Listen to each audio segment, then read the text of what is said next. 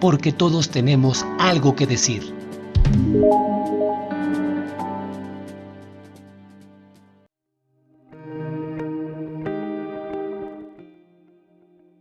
El coronavirus pues es un virus que pertenece a una familia que precisamente tiene el mismo nombre, son los coronavirus. Este nombre deriva de que parecen un solecito, parece como la corona que tiene el sol. La población más vulnerable son las personas mayores de 65 años.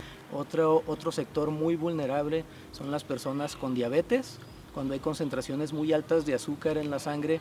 También hay ciertos mecanismos que están bajando la respuesta inmune y también personas con cierto tipo de inmunosupresión. Cuando empieces a presentar síntomas de complicaciones respiratorias, entonces sí, te tienen que trasladar para darte atención hospitalaria. Normalmente están utilizando respiradores artificiales o ventiladores que te puedan ayudar a llevar oxígeno a los pulmones.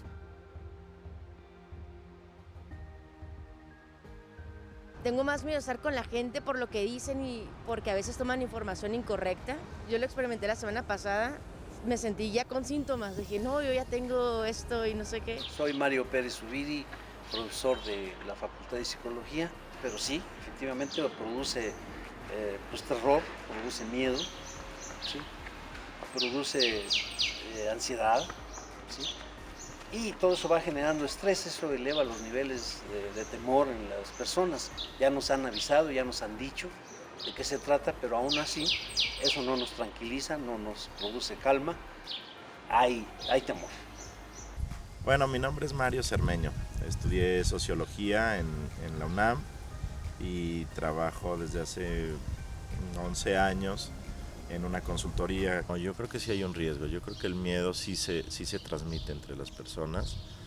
Claro que no se transmite de manera lineal, porque no todos tenemos la misma estructura cultural o emocional que nos puede permitir tener más barreras, ¿no? para no caer en pánico, pero hay mucha gente que sí, que el miedo provoca que la gente lleve a cabo acciones que pueden catalogarse como irracionales. Yo creo que las consecuencias económicas y sociales podrían ser peores que la misma pandemia.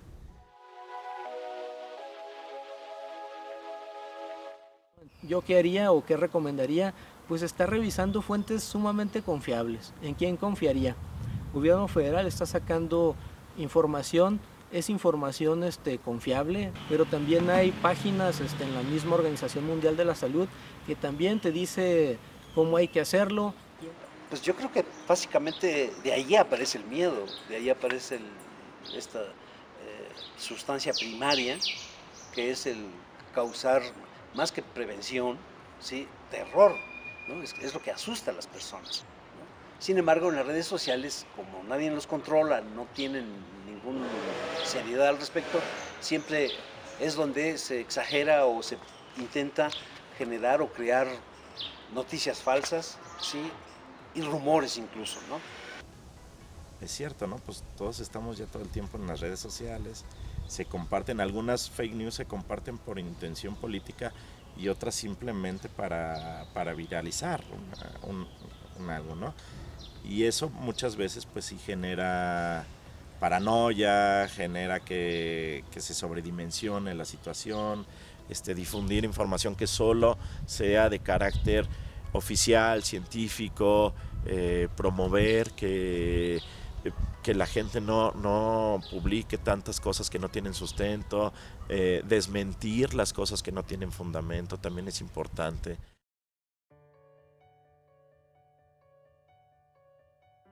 Sí, digo, existe el virus, existe gente que dice que pues es porque el gobierno no hace nada, que lo hace, pues no lo hace, pues tampoco está en sus manos, ¿no? Sí está tomando medidas, obviamente también hay que resaltar que también cada estado tiene mucha autonomía para tomar sus propias decisiones. Más de lo que haga bien o mal el gobierno, yo creo que aquí los ciudadanos jugamos un papel fundamental.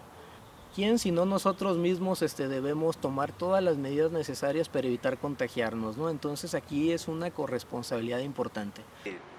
es controversial la conducta del gobierno como tal ante una situación así.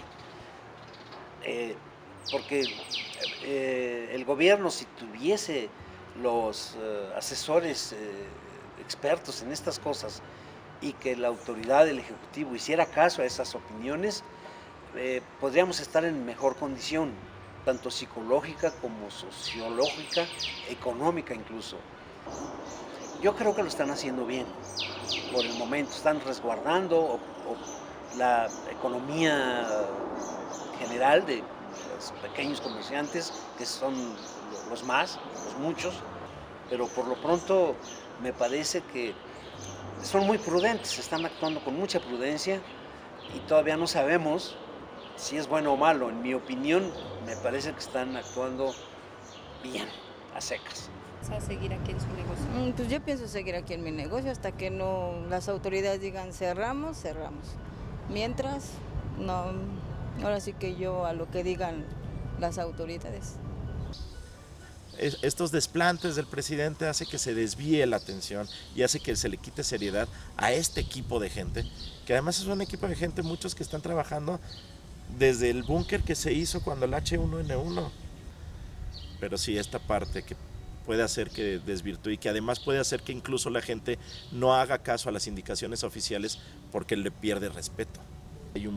Sí se ve que hay un búnker de gente, de epidemiólogos, de gente científica que se reúnen y que además están informando a la gente todos los días a las 7 de la tarde.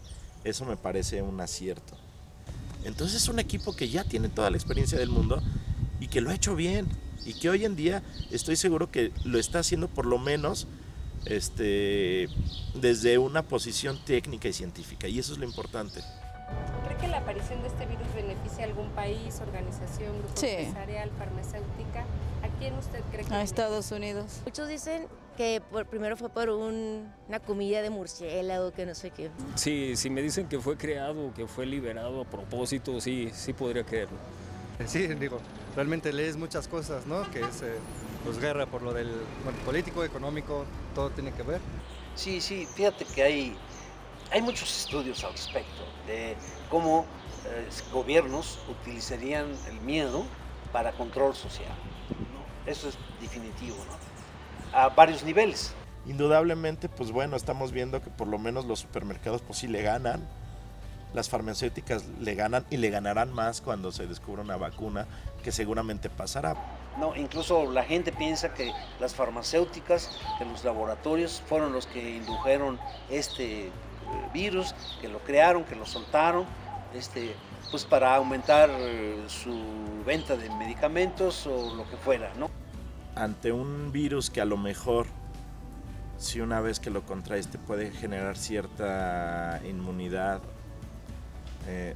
de alguna manera para que no te vuelva a dar, a lo mejor y sí es estrategia del gobierno que la gente se inmunice enfermando, pero de una manera controlada.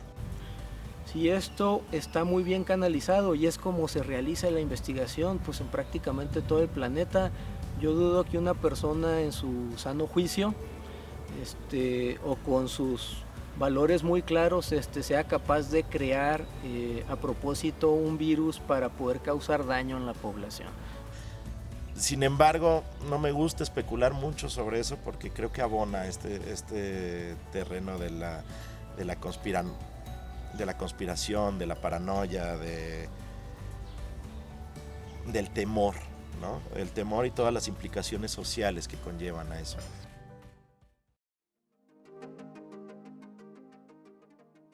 La recomendación principal, que también viene de la Organización Mundial de la Salud, es si empiezas a sentirte mal, quedarte en casa. Y si empiezas a presentar algunos síntomas parecidos a coronavirus, principalmente tos seca, es llamar a la línea que puso a disposición Gobierno del Estado. También el Gobierno Federal proporcionó un número para que se comuniquen si tienen estos síntomas. Pero la única recomendación que se puede hacer a la población en general, pues es efectivamente el hacer caso a los avisos de la autoridad como tal. Serían los encargados de generar seguridad a la población, ¿sí? Y no sé de qué modo crear seguridad psicológica, que eso es lo que importa en estos casos. ¿Sí? Yo creo que por eso es importante difundir, que la gente no promueva noticias que no tienen sustento, que no tienen una fuente confiable, que no tienen veracidad. Yo creo que de esto se puede aprender, pero pues sí, definitivamente vamos a estar siempre expuestos a que llegue una pandemia de nuevo. ¿Qué tan frecuente va a ser? Francamente no lo sé, pero pues no ha habido tanto espaciamiento entre las últimas pandemias.